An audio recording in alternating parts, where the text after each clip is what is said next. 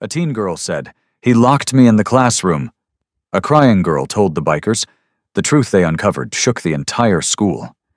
The 16-year-old stood sobbing in the parking lot of Mountain View High School, her shirt torn at the collar, bruises forming on her wrists, and gasped those words to her uncle who rode with the Iron Brotherhood Motorcycle Club.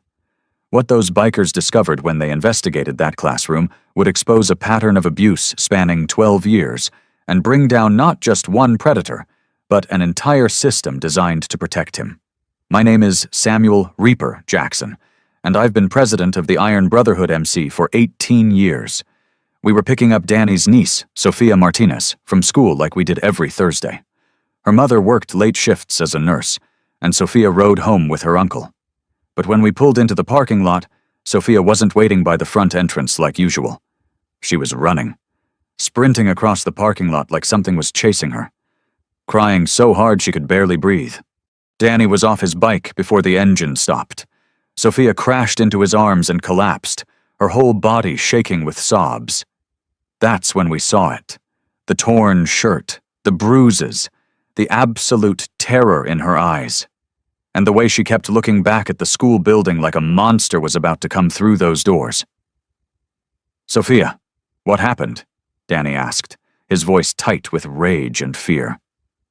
"Mr. Peterson," she gasped. "He locked me in the classroom. I tried to leave after tutoring ended. He blocked the door. He grabbed my wrists.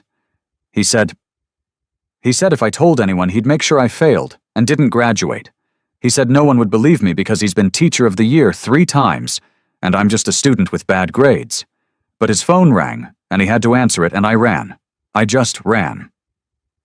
Mr. David Peterson, math teacher, 48 years old, at Mountain View High for 12 years, beloved by administration, respected by parents, and according to Sophia, a predator who'd just assaulted her in a locked classroom. Hammer, our sergeant-at-arms, was already on the phone with 911. Tank and crews positioned themselves between Sophia and the school building. The rest of us formed a protective circle. We weren't leaving until police arrived and Sophia gave a statement. But then we saw him, Mr. Peterson, walking out of the school building. Casual, relaxed, waving to another teacher, getting into his car like nothing had happened, like he hadn't just assaulted a 16-year-old student 20 minutes ago. "That's him," Sophia whispered, grabbing Danny's jacket. "That's him. Please don't let him see me." "He's not getting near you," Danny said. Then he looked at me. "Reaper, we can't let him leave." I made a decision. "Snake, Diesel, block that exit. Don't touch him. Just make sure he doesn't drive away before police get here." 2 motorcycles moved to the parking lot exit. Peterson's Honda Civic stopped. He honked, rolled down his window. "Excuse me, I need to leave." "Police are on their way," Snake said. "You can wait 5 minutes." Peterson's face changed. The friendly teacher mask slipped. What showed underneath was calculating. Cold. "I don't know what this is about, but I'm leaving. Move." "Can't do that, sir," Snake said. Peterson tried to drive around, but Diesel blocked him. Now he was trapped. And his reaction told me everything. He wasn't confused. He wasn't asking what was going on. He knew. He knew Sophia had talked. He knew we were keeping him there, and he was trying to run. Police arrived in 4 minutes. Officers Carter and Rodriguez. They took one look at the situation. Bikers surrounding a crying teenager. A teacher trapped in the parking lot trying to leave. And they immediately separated everyone to get statements. Sophia told Officer Rodriguez everything, showed the bruises on her wrists, explained that Mr. Peterson had asked her to stay after school for tutoring, that when she tried to leave, he'd locked the classroom door, that he'd grabbed her wrists and pushed her against the wall, that he'd told her no one would believe her if she reported him, that he'd threatened to fail her and ruin her college chances. Officer Rodriguez photographed Sophia's injuries, took her statement, then went to interview Mr. Peterson. Peterson had a different story. Sophia had stayed for tutoring voluntarily. She'd become frustrated with the lesson and thrown a tantrum. She'd torn her own shirt and grabbed her own wrists trying to get him to change her failing grade. He'd never locked the door. never touched her, never threatened her. She was a troubled student making false accusations because she was angry about her grades. It was his word against hers. A respected teacher versus a 16-year-old with a C- average. And I could see how this would go. Peterson would walk. Sophia would be labeled a liar. Nothing would change. But then something unexpected happened. Another girl approached Officer Rodriguez. Quiet, nervous, a freshman named Emma Chen. "I heard what happened to Sophia," Emma said. "Mr. Peterson did the same thing to me last year. He locked me in his classroom after tutoring. He touched my shoulder and my back. He told me I was special. When I tried to leave, he said no one would believe me because I was new to the school and he was an award-winning teacher. I was too scared to report it. But if Sophia's reporting it, I want to report mine too." Then another girl, junior named Ashley Rodriguez. "He did it to me in freshman year. Same classroom, same threats, same warning that no one would believe me. By the time the school day ended, 6 girls had come forward. 6 students spanning 3 years, all with similar stories, all assaulted in the same locked classroom, all threatened with academic retaliation if they reported. All too scared to speak up until Sophia gave them permission by speaking first." Officer Rodriguez's entire demeanor changed. "This isn't one accusation. This is a pattern. We need to interview more students. We need to search that classroom. And we need to contact every girl who ever had tutoring with Mr. Peterson. If you believe bikers are the good people, hit that like and subscribe button." The investigation that followed revealed something even worse. The Iron Brotherhood stayed close to the Martinez family. We made sure Sophia felt supported. We attended her interviews with police. We were visible at the school, making it clear we were watching. And during that time, we learned things. Parents talked to us. Students talked to us. Former students reached out on social media when they heard what was happening. The stories multiplied. 12 years. Mr. Peterson had been at Mountain View High for 12 years. And during that time, at least 23 girls had been assaulted in that classroom. Some had reported it. And that's where the real twist emerged. Every single complaint had been filed with the school administration. Every single one had been investigated internally. And every single one had been dismissed. The assistant principal who handled disciplinary issues was Michael Warner. He'd been Peterson's college roommate. They'd remained close friends for 25 years. Every time a girl reported Peterson, Warner conducted the investigation. Every time, he concluded the girl was lying or mistaken. Every time, he protected his friend. But it got worse. Detective Sarah Chen, who took over the case from Officer Rodriguez, discovered that Warner hadn't just dismissed complaints. He'd actively intimidated victims. He'd called girls into his office and told them their accusations would destroy a good man's career, that they'd be known as liars, that other teachers would treat them differently, that colleges would see disciplinary records showing they made false accusations. He'd systematically terrorized teenage girls into silence. And he'd done it for 12 years, while Peterson assaulted 23 students. The school board claimed they had no knowledge. But when Detective Chen subpoenaed school records, she found email chains, messages between Warner and the principal discussing problem students who made inappropriate accusations against staff. Documentation showing the superintendent had been notified of at least 8 separate complaints against Peterson over the years, and records showing that instead of investigating properly, they'd transferred complaining students to other teachers and marked their files with codes that labeled them as difficult or attention-seeking. This wasn't one predator and one enabler. This was institutional protection, a system designed to prioritize a teacher's reputation over student safety, a conspiracy to silence victims. The truth shook Mountain View High School to its foundation. Parents pulled students out. Teachers resigned in protest. The media descended. And the Iron Brotherhood became an unexpected part of the story. We were the ones who'd blocked Peterson from leaving. We were the ones who'd protected Sophia while she gave her statement. We were the ones who'd stayed visible, making it clear that these girls had people who believed them. Detective Chen told me later that our presence changed everything. Teenage girls are conditioned to be quiet, she said, to not make trouble, to defer to authority. But when they saw bikers standing with Sophia, blocking a teacher's car, making sure he couldn't run, it gave them permission to speak. It showed them that adults would believe them and protect them. That's why 6 girls came forward immediately. They saw that Sophia had backup. The trial was devastating. 23 victims testified. Some were adults now, assaulted years ago, but never able to get justice. Others were still students at Mountain View, finally able to speak after being silenced for months or years. They described the locked classroom, the threats, the assaults, the retaliation when they tried to report. And they described the assistant principal who'd protected Peterson, who'd interrogated them, who'd made them feel crazy for reporting what happened, who'd documented their complaints in ways that made them look like troublemakers instead of victims. David Peterson was convicted on 37 counts, including sexual assault, false imprisonment, and witness intimidation. The judge gave him 28 years. He was 48. He'd die in prison. Michael Warner was convicted on 19 counts of obstruction of justice, witness tampering, and failure to report child abuse. He got 15 years.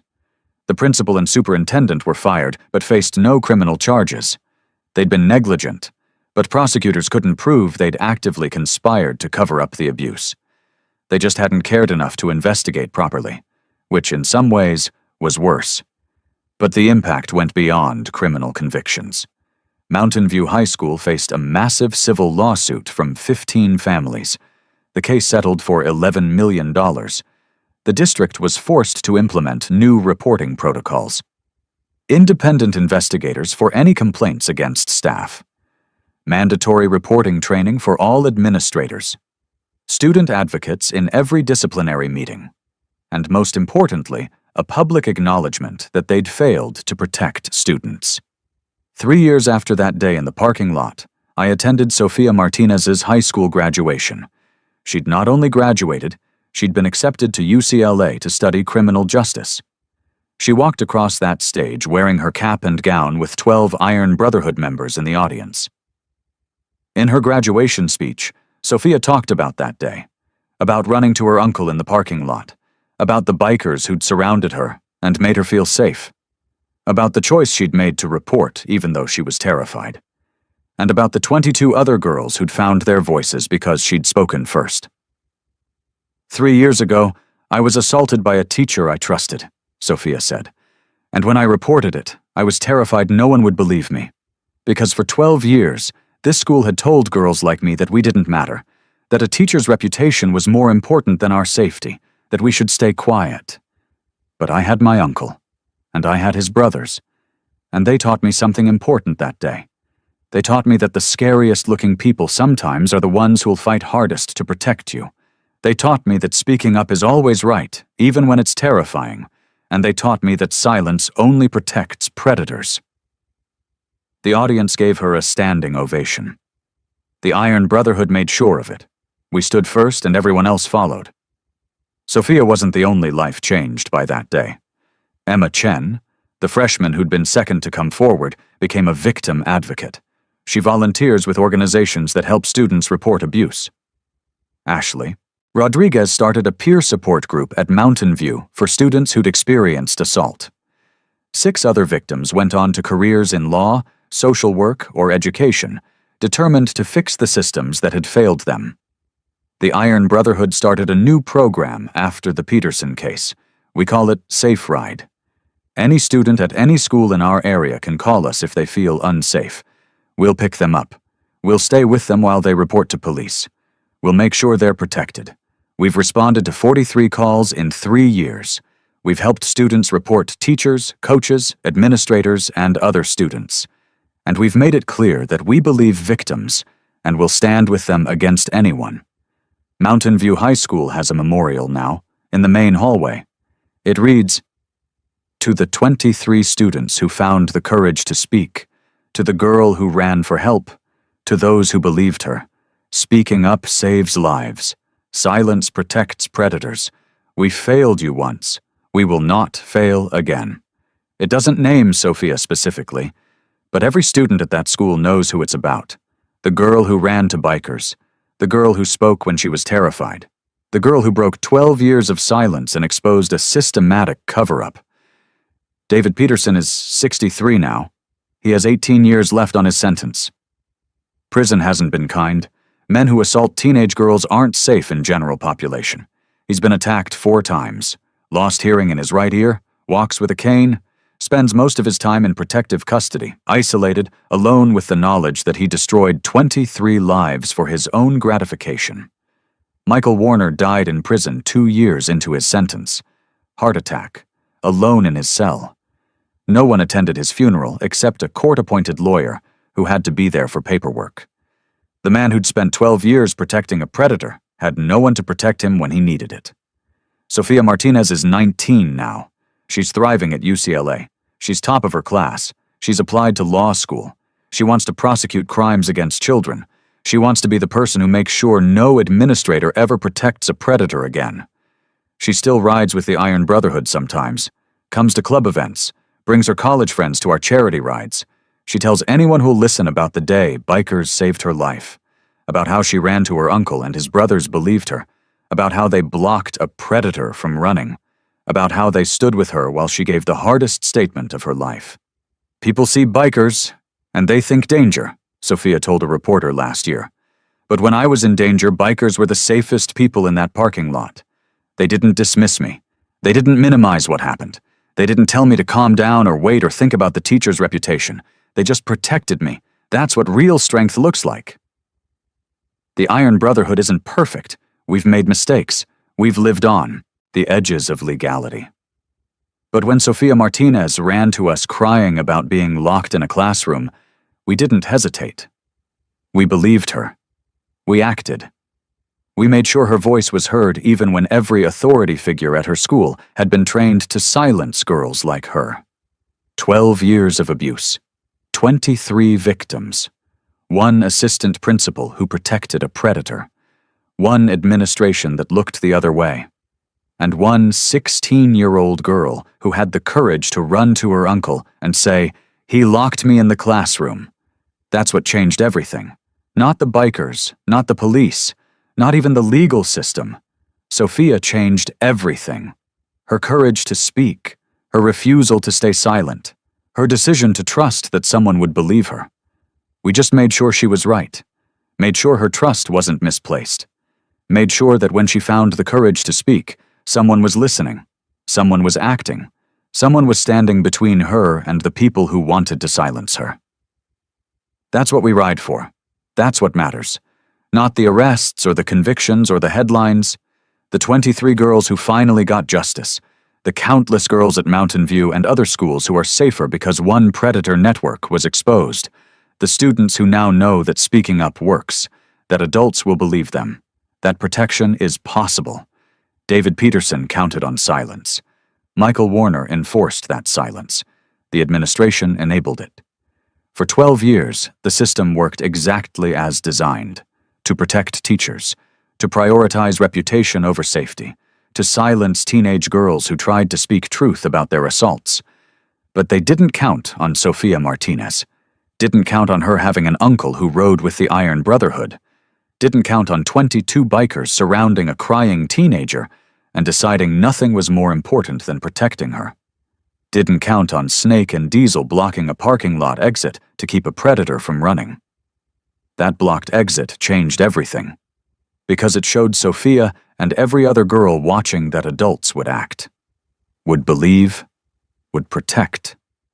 That locked classroom had been a place of power for Peterson, a place where he controlled access, controlled information, controlled girls' futures with threats about grades and reputations. But that parking lot became a place of powerlessness for him, because there he had no control.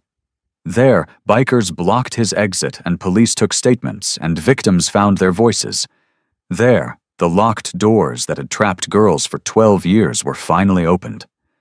The Iron Brotherhood still picks Sophia up from college sometimes when she comes home, still surrounds her with protection, still makes sure she knows she has brothers who will always believe her and always act. And every time we ride past Mountain View High School, we see that memorial. Those 23 names. That message about speaking up. And we remember the day a terrified 16-year-old girl ran to us crying, and we made the choice to believe her. That choice exposed 12 years of abuse. That choice brought down a predator network. That choice showed an entire school that silence protects monsters and courage exposes them. Sofia Martinez found that courage. The Iron Brotherhood just made sure it mattered. Like and subscribe for more stories.